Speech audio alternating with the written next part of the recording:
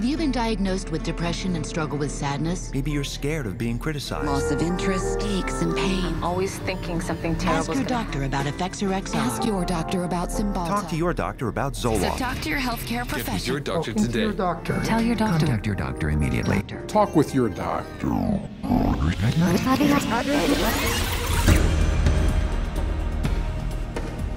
Pred vyše 40 rokmi sa poprední psychiatri stretli v Puerto Riku, aby sformulovali víziu svojej budúcnosti. We see a developing potential for nearly a total control of human emotional status, mental functioning, and will to act. Ich plán? Vytvoriť do roku 2000 paletu psychiatrických liekov regulujúcich každý aspekt ľudského správania.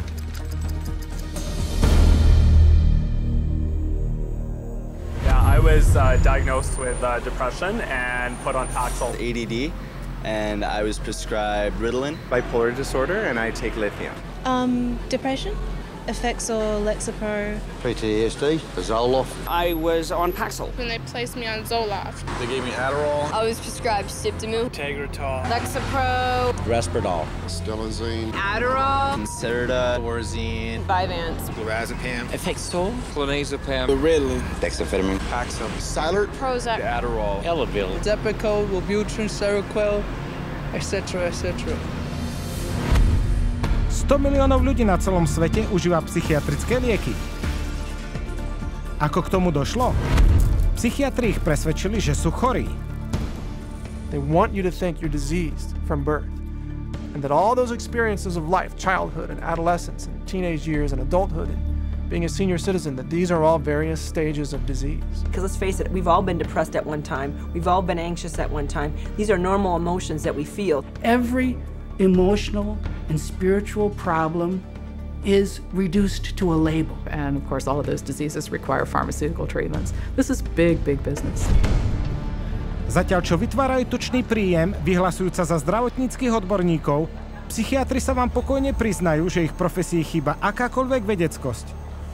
You don't really have any specific blood tests or other tests that are definitive for any mental illness whatsoever. It would be neat if it would become much more scientific. Well, if you go to my office and you tell me that you're depressed, there's nothing, and no blood sample or whatever, no tests. There are not current available tests to verify your diagnosis. I don't use any tests. You do not have a test to say, well, this is this disorder and this is the best medication for this disorder. For many years we thought we had the tests nailed down, but it turned out that they weren't of any value. If you don't know what's causing the symptoms, then to give somebody something to alleviate the symptoms is close to impossible. By the time a drug's approved and it hits the general population, we don't know even 50% of the side effects that are involved with that drug. And these pills cause heart attacks and liver problems and immune system problems and lots of other medical problems. So you're playing with fire. Každodenne spôsobujú psychiatrické lieky vážne nežiadúce reakcie. A zatiaľ čo psychiatri a farmaceutické spoločnosti si plne uvedomujú, aké nebezpečné sú lieky, ktoré predávajú, ich nič netušiaci zákazníci sú ponechaní trpieť ich následkami. Everything became worse. Each mood swing was worse. He would have chronic headaches, chronic, nausea, not feeling good. She was very agitated, very, very jumpy. She was having horrible hallucinations. Her personality was disintegrating. Once he started on that drug, the cloud just stayed over him and stayed over him and stayed over him. It got darker and darker. He thought there wasn't anything worth living to kill himself. That was not Matthew. That was the drugs. At least I would like to have said, I love you. I didn't get a chance to do that. Okrem bezpočtu ľudí zmrzačovaných denne, každý mesiac psychiatrické lieky zabijú približne 3000 ďalších. Ale devastácia ľudstva by sa nikdy nedostala tak vysoko, keby psychiatri nespolupracovali ruka v ruke s farmaceutickými spoločnosťami, aby spolu propagovali svoje lieky doktorom po celom svete. Dnes je 70% všetkých psychiatrických liekov predpisovaných všeobecnými lekármi. A ako sa to podarilo? Marketingom.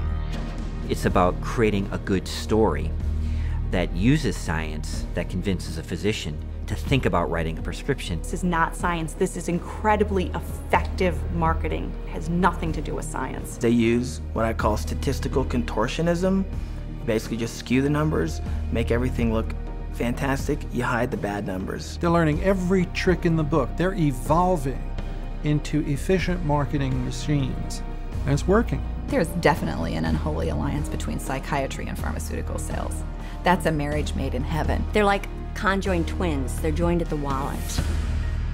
A s pomocou 374 mentálnych porúch, ktoré zaplňajú psychiatrickú diagnostickú príručku a s ďalšími na ceste sa biznis rozmáha.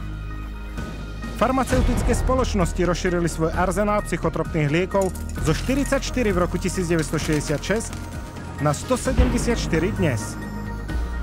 5 najpredávanejších psychotropných liekov spolu vytvára viac hrubého zisku ako hrubý domáci produkt každej z vyše polovice krajín sveta.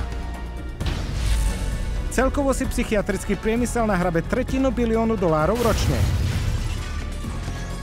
Ako k tomu mohlo dôjsť? Je to príbeh o podvode, ktorému je možno ťažké uveriť, no smrtonosné ho ignorovať.